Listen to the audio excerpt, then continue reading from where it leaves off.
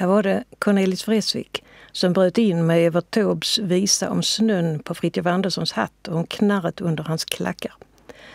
Den ville jag ha med utifrån något som jag en gång hörde Jörgen Cederberg säga. Det var Jörgen som tillsammans med Tage Danielsson startade Sommar och han var själv den första sommarprataren. Därför lyssnade jag med stora öron när han berättade om hur Tage Danielsson hade sagt att det måste spelas Taube i sommarprogrammen. Kan jag nu medverka till att Taube hamnar bland traditionerna också i vinterprogrammen så gör jag det mer än gärna. Låt mig nu gå tillbaka till Barack Obama. En av dem som för mig gör det lättare att våga tro på det kommande decenniet. Jag har riktigt svårt för kritiken mot honom i samband med Nobelpriset i termer av att han har ju inte gjort något. Har inte han?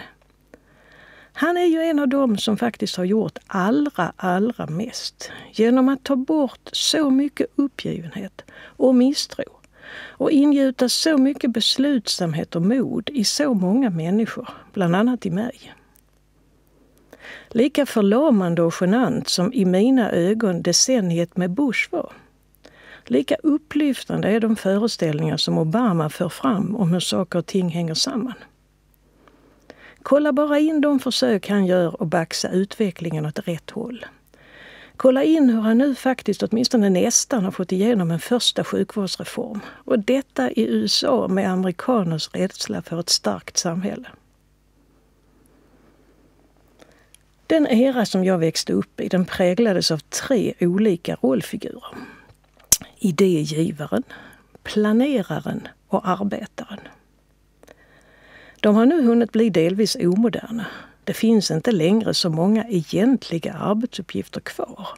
Och planeringen har, som jag har sagt, övergått till att bli mer improvisation i stunden än något man gör i förväg. Fram på arenan har det istället stigit ut delvis nya rollfigurer. Idégivaren finns kvar. Men vid hans sida finns synliggöraren, alltså visualiseraren. Se bara på alla nya gymnasie- och högskoleutbildningar inom visualisering. Och den tredje är stödfångaren, som ska klara det som förr kallades bondfångeri, men som idag har högsta status för att få människor att ställa upp kring idéer, symboler och varumärken.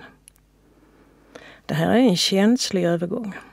Och charlatanerna inom idégivning, synliggörande och stödfångeri, de är minst 13 på dussinet. Men Barack Obama har trätt fram som en mästare på att själv kunna röra sig inom alla 3 områdena. Och jag har mycket lätt att förstå alla de många som under både hans presidentkampanjstid och senare arbetar ideellt för hans syften. Det här var Simon & Garfunkel med Bridge over Troubled Water. Det finns så många olika broar över besvärligheter. 00-talet var en bro genom att det hjälpte oss bort från den mest förlamande stressen.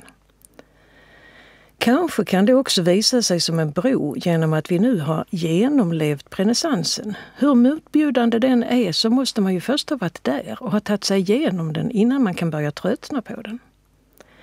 Ja, det kan faktiskt vara med 00-talet och med 10-talet som det är med Bush och Obama. Utan Bush hade vi faktiskt aldrig fått någon Obama.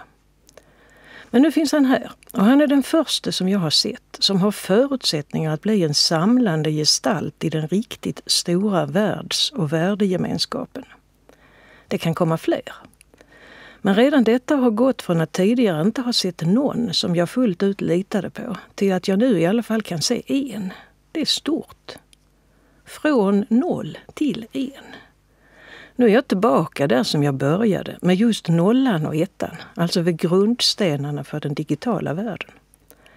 Och eftersom 1 och 0 kan kombineras till hur långa och hur många kedjor som helst, så kan de också ge mig möjligheten att säga gott nytt år på dig och gott nytt decennium.